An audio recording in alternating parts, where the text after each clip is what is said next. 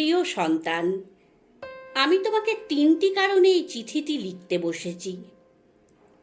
1, জীবন, ভাগ্য এবং দুর্ঘটনার কোনো নিশ্চয়তা নেই। কেউ জানে না সে কতদিন বাঁচবে। 2, আমি তোমার বাবা। যদি আমি তোমাকে এই কথাগুলি না বলি, অন্য কেউ বলবে না। 3, যা লিখলাম তা আমার ব্যক্তিগত তিক্ত অভিজ্ঞতা। এটা হয়তো তোমাকে অনেক অপ্রয়োজনীয় কষ্ট পাওয়া থেকে রক্ষা করতে পারে। জীবনে চলার পথে এই কথাগুলি সর্বদা মনে রেখো। যারা তোমার প্রতি সদয় ছিল না, তাদের প্রতি অসন্তোষ পুষে রেখো না। কারণ তোমার মা আর আমি ছাড়া তোমার প্রতি সুবিচার করার কারো দায়িত্বের মধ্যে পড়ে না। আর যারা তোমার সাথে ভালো ব্যবহার করছে, তোমারও উচিত সেটার সঠিক মূল্যায়ন করা এবং তাদের প্রতি কৃতজ্ঞ থাকা। তবে তোমায় সতর্ক থাকতে হবে এই জন্য যে প্রতিটি মানুষেরই প্রতিটি পদক্ষেপেরই নিজ নিজ উদ্দেশ্য থাকে। একজন মানুষ আজ তোমার কাছে ভালো, তার মানে এই নয় যে সে সব সময় ভালো থাকবে। কাজেই কাউকে খুব সহজেই প্রকৃত বন্ধু ভেবো না। জীবনে কিছুই কিংবা কেউই অপরিহার্য নয়, যা তোমার পেতেই হবে। একবার যখন তুমি এই কথাটির গভীরতা অনুধাবন করবে, তখন জীবনের পথে চলা অনেকটা সহজ হবে। বিশেষ করে যখন বহুল প্রত্যাশিত কিছু হারাবে কিংবা তোমার তথাকথিত আত্মীয় স্বজনকে আর পাশে পাবে না।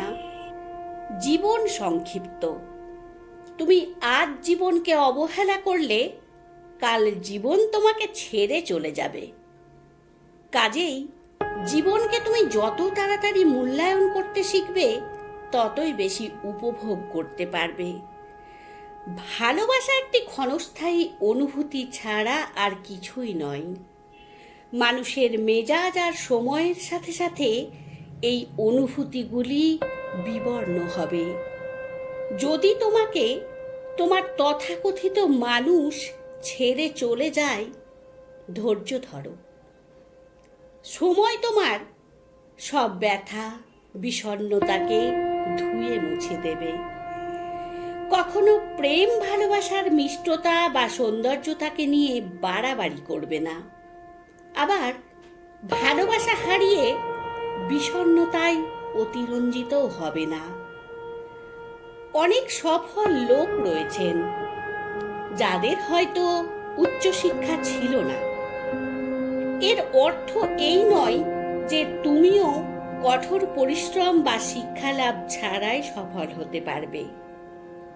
তুমি যতটুকুই জ্ঞান অর্জন করো না কেন, তাই হলো তোমার জীবনের অস্ত্র। কেউ ছেঁড়া কাঁথায় থেকেও লাখ টাকার অধিকারীও হতে পারে। তবে এর জন্য তাকে অনেকটা পরিশ্রম করতে হবে।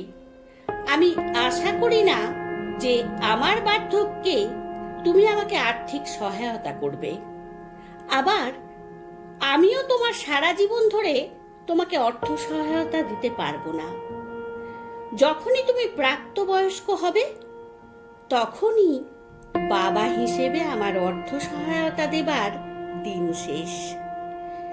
তারপর তোমাকেই সিদ্ধান্ত নিতে হবে, তুমি কি পাবলিক পরিবহনে যাতায়াত করবে নাকি নিজস্ব লিমাজিন হাঁকাবে, গরিব থাকবে নাকি ধনী হবে।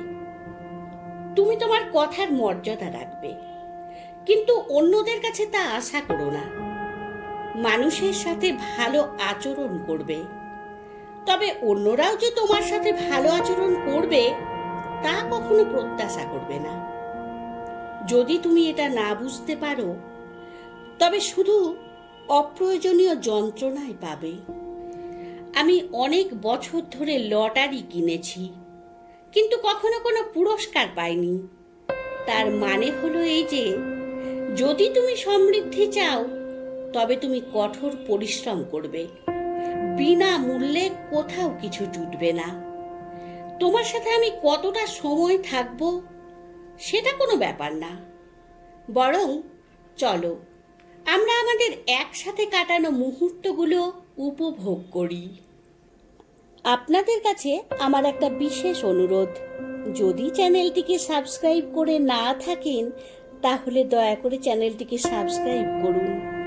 আর আমার গল্প পাঠ যদি আপনাদের ভালো লাগে তাহলে লাইক কমেন্ট করে জানাবেন।